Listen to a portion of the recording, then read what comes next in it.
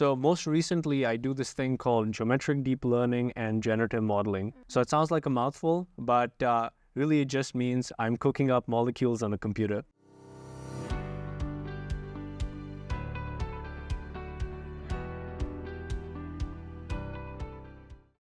Hi everyone, and welcome back to another episode of Undergraduate Research Diaries. My name is Fairuz, and I am from the Undergraduate Research Coordinating Team at the Provost Office here at NUS. Over the last year, my team and I have launched an upgraded Europe course known as Europe Plus REX. And in case you're wondering what does REX stands for, it is not the dinosaur. REX stands for Research Experience, and if through this program, we hope to provide undergraduate researchers a more holistic research experience and also various avenues for them to explore the research ecosystem. At the same time, we hope that through this upgraded Europe course, undergraduate researchers will have the ability to showcase and also take ownership of the research work. In the last few episodes, we had the chance to speak with a few faculty members as well as undergraduate researchers who have great passion for the research work. And today we are delighted to speak with another undergraduate researcher, this time from the School of Computing, and his name is Rishabh Anand. So hi Rishabh, thank you for being with us here today. Tell us more about yourself. Currently you're in your final year of your undergraduate studies, and you also happen to be a visiting researcher at the University of Cambridge. So how is that like? Before I begin, thank you so much for having me. My name is Rishabh. I'm a year 4 computer science student. I'm also part of NUS College. So the past few years have been very exciting. Having been an undergraduate researcher, I've had the chance to jump between different labs, working on really cool AI and machine learning projects being applied in different areas. So most recently, I do this thing called geometric deep learning and generative modeling, specifically in the context of drug discovery and biomolecule design. So it sounds like a mouthful, but really it just means I'm cooking up molecules on a computer. So I've been doing this for the past 2 years, and I've had the chance to explore these topics at places like A-Star and most recently the University of Cambridge in the UK. So what that means is being able to talk to the PhD students there, as you mentioned, taking ownership of my project. In fact, the work that I'm doing at Cambridge, it'll eventually become my FYP or my honors thesis at the School of Computing and the Turing program. Yeah, so as you mentioned, you had a few opportunities to carry out undergraduate research projects with A-Star and currently with the University of Cambridge, and you also mentioned that it was through your network and connections. So tell us more about how those connections and how did you manage to build up your network to expand your opportunities to do research? I guess it started back in high school in Singapore. I went to the National Junior College and like NJC, very few select schools offered a research program in collaboration with institutions like A-Star, NUS, and NTU. So I happened to join the Bioinformatics Institute, which was one of the research arms within A-Star. And this was a year-long project that I undertook under the guidance of a few principal investigators at A-Star.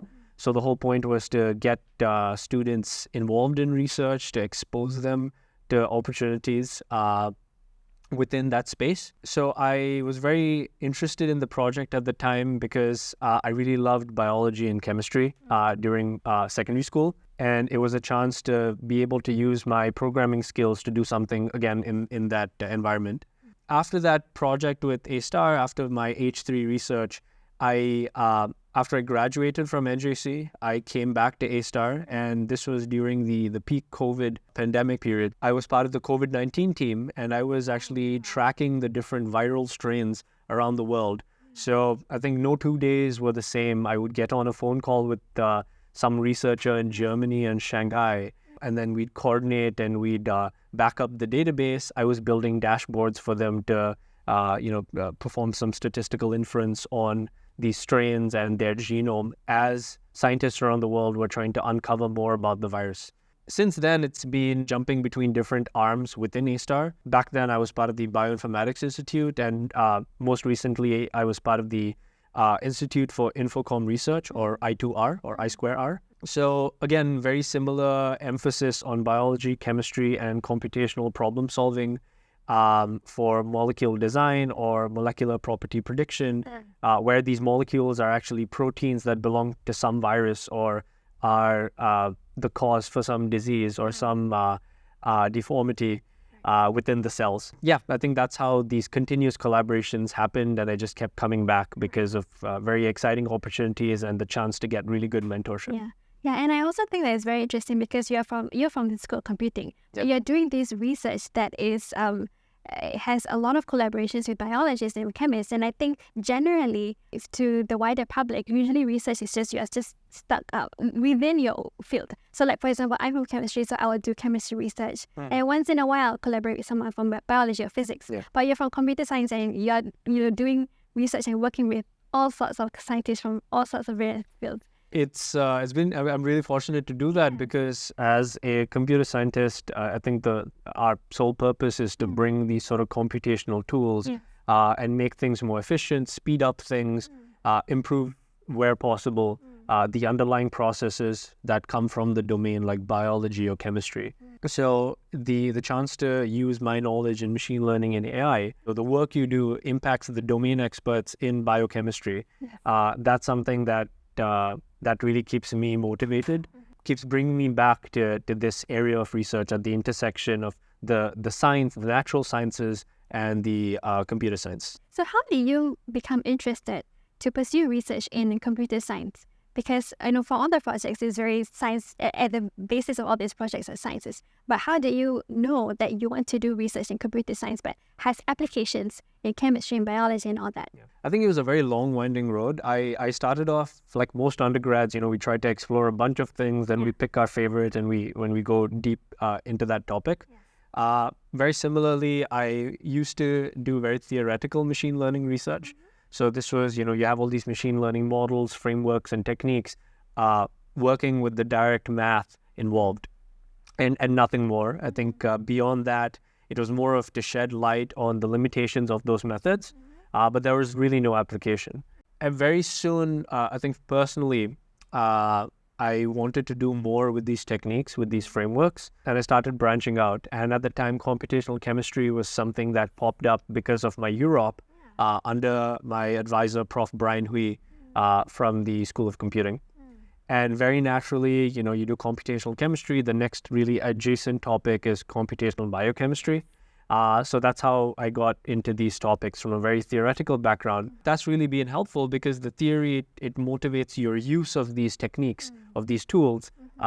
And you know their limitations and you know how to address them and you know how to apply them in the biochemistry sphere. No, that's very inspiring actually. So were there any considerations that you had in your decision to pursue research at the undergraduate level? I think definitely it started off with that high school experience at National Junior College.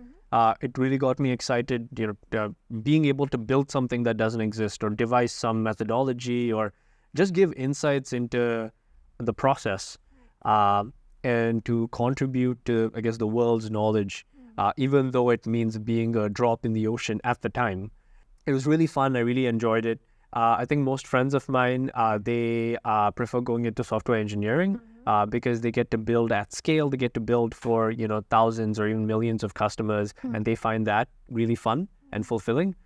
In the same way, being able to create that knowledge, build those tools from scratch where they don't exist, that's what keeps me in undergrad research.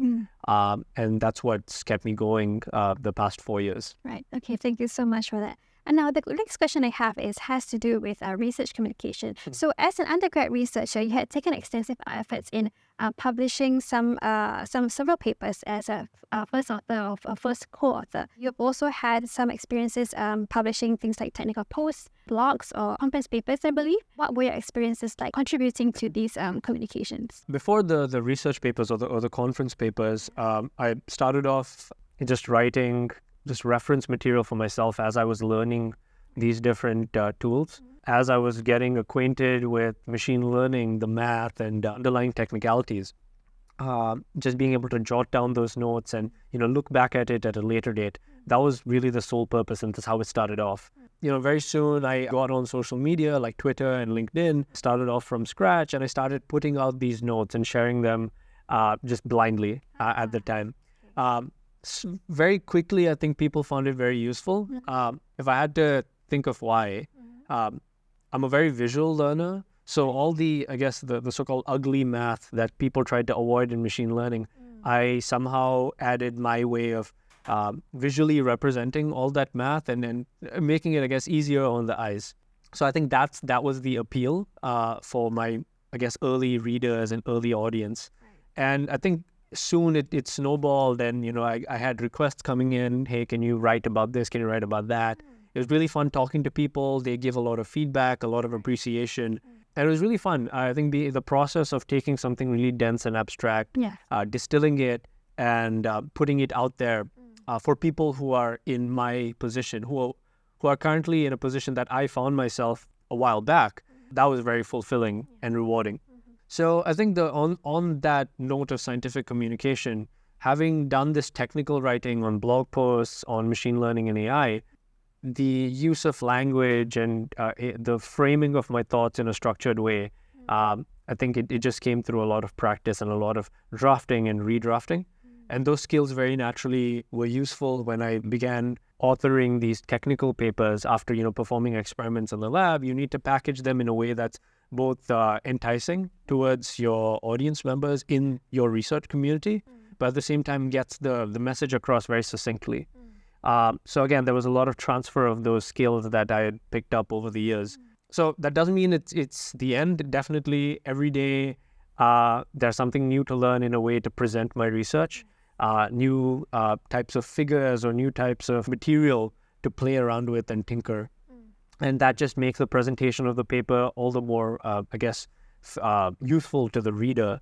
I think that's been the process where I go from describing theory to being able to help create that theory and eventually package it in a way that's user-friendly, if I had to put it that way. Okay, that's very insightful as well. So may I also ask, I believe that the process, from the time you started writing all this blog, it is not something that occurs overnight. It takes a lot of practice. So what motivates you to continue to improve your writing, your communication, especially when you receive feedbacks? Like the feedbacks that you receive, were they all excellent feedbacks? Were they all constructive, or were they at times negative feedbacks? I think that when it comes to being on social media like Twitter and LinkedIn, I again was very fortunate to find myself in a community of people my age, from institutions in the US, in the UK, Canada, and now they're some of my best friends. We interact almost every other day on the platforms, and we've met in person every time they visit Singapore or every time I happen to be there. So they have been very constructive with the comments they leave. They say, hey, how instead of framing it this way, maybe you could rephrase and show it this other way. And at the end of the day, they're all suggestions. You could decide to take it with a pinch of salt, but I really trust them and their expertise in whatever they're doing, either in similar things or in completely different things, and I trust their judgment. So the process has been very, very fruitful in terms of taking those suggestions, recommendations, all constructive, and repackaging my material. And now that I'm part of these institutions like University of Cambridge as a visiting researcher, being able to draft something, send it to a lab mate or a PhD student who's probably also done similar things growing up, hearing their comments has been very useful in improving my grasp of the writing, which is what I mentioned earlier, that it's like a never-ending process of learning how to write better. Yeah, I totally agree with that. So right now you are in your final semester, right? And graduation is approaching. So what are your career aspirations moving forward? So right now I'd love to pursue research further and go even deeper. So it would be great to attend graduate school after this and potentially continue building these methodology and tools within this area. So I'm still talking to my seniors for advice on how to proceed. So when it comes to that aspect, even I'm still exploring and I'm pretty new to this. Right, okay. So I have two final questions for you. The first one is, I'm really inspired by your collaborative effort working with scientists from different backgrounds. I think we need more of that, especially in today's world in STEM research. So what is your advice for undergrad researchers, especially those who are new to research, if they wish to pursue scientific research which doesn't necessarily be within the domain? So that's one. And secondly, what is your general advice to undergrad students who are interested in doing STEM research?